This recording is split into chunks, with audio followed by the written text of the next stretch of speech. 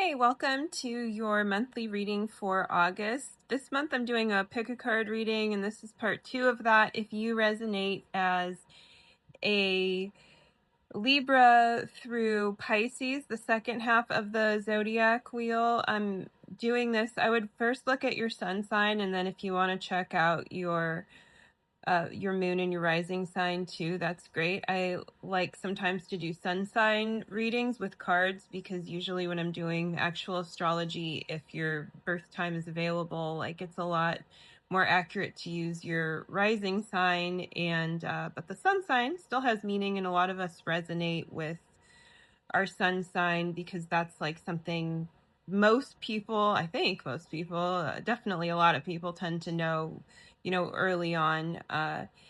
And there's a reason why. It's definitely very meaningful and speaks to a certain essence within you. I mean, we all have all of the things within us, all of the 12 zodiac signs, and we're all people and things like that. And you have a twin flame if, you can open your mind to that idea if you already are. And then there's a divine masculine and a divine feminine polarity. So that is exciting stuff. So let's get started. So go ahead and pick 1, 2, or 3 if you haven't already. And then, depending on what you pick, I'm going to choose. Well, I'm not going to choose. I already shuffled and the cards are right here. I don't know what these ones are. I know what they were for Aries through Virgo because I just did that reading. So you can check that out, by the way, if you want additional clarity. So let's go. First card, if you picked number 1, if you are a Libra through Pisces, this is the 6 of Pentacles. So what we have here is we really have like a handing out of assets and receiving of assets. And what you want to be careful of here is that this looks and feels clean to you and that it feels alive. So whatever business dealings you're doing, or even things, with your twin flame, that you're not bargaining, that you're not bargaining in the relationships in your life, specifically any kind of business or partnership relationships that involve trading of something of value.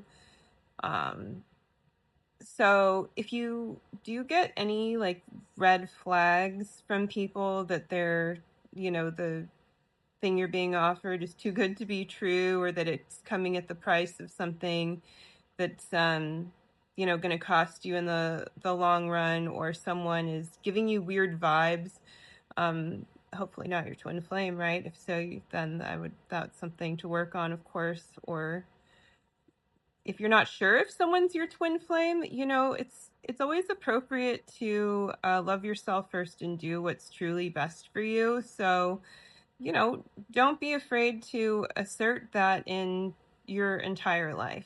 So I think that's a really important thing for you to focus on in August. And if you do that, then you probably will receive a nice payout in one way or another.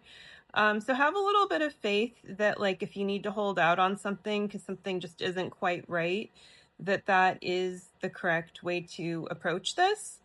And at the same time, don't be stingy. Don't be like, what's the word I'm looking for?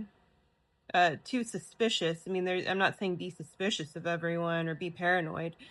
But like, just, exercise your intuition and caution. And if something just feels off, like really like feel into that, because oftentimes, you got to trust your intuition, right? So now we're going to move on to card number 2. If you picked card number 2, we have the 5 of staves. So here what we have is the the conflict or the resolution of a conflict. So your August might be a little bit of a month that you're dealing with some conflict, but that would only happen if you are ready for it. Like you have the foundation to, have a little battle on, because like if your foundation wasn't steady enough, you wouldn't even be able to honestly be like going through it. So I know it might sound easier said than done, but it's actually something to be grateful for. And you can, make this out unscathed by just not, by choosing the higher ground, by, not playing the whole tit for tat thing.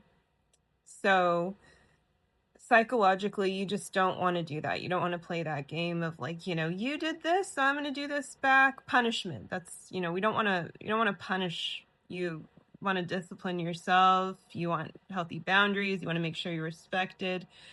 And yeah, this could definitely be between you and your twin flame. Even if you're not talking, it could be an inner conflict depending on how it is, playing out within the rest of your astrology and whatever's going on in your personal life. And if you have another card choice that you want to look at as secondary to this, that might give you some more info as far as this reading goes.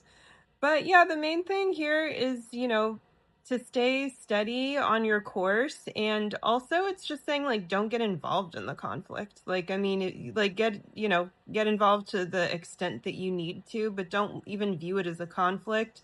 And you might find that you're out of it before you were even in it. So, yeah, I think that that's actually, it feels like a good thing. It feels like you're finally kind of willing to face something and resolve it head on. So don't be afraid of that this August. And then if you picked number 3, we have the 9 of Swords.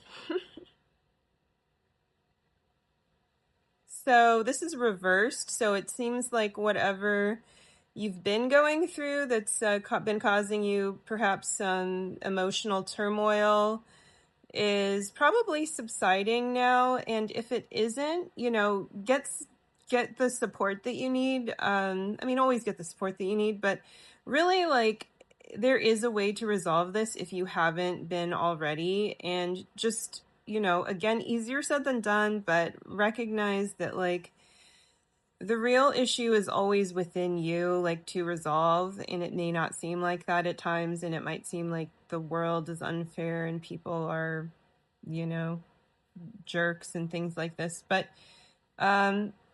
you really can't do anything about what other people are doing. You really can't do anything necessarily about what your twin flame is doing either. So what you can do is you can work on your own self, and also getting to know your own inner self is very important. So whatever that looks like for you, if you prefer, more tests, if you need to take a kind of like a personality test, or like, what is that, the Myers-Briggs, or get clear if you think that there's something going on with you emotionally, mentally, or just go within and get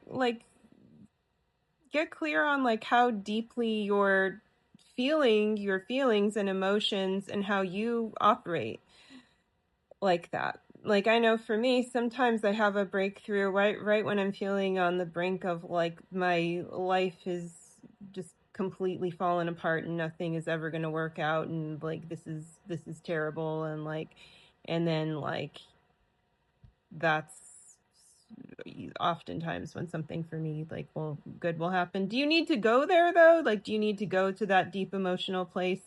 That's questionable, but like it's just something to pay attention to, how your personal patterns, your moods, your emotions, and like the depths of who you truly are, like, the healthy place there, or the place where maybe you can improve that whole cycle of how you're manifesting, and how you're, supporting your inner foundation. But also recognize that sometimes it really is, darkest before dawn, and that's okay too.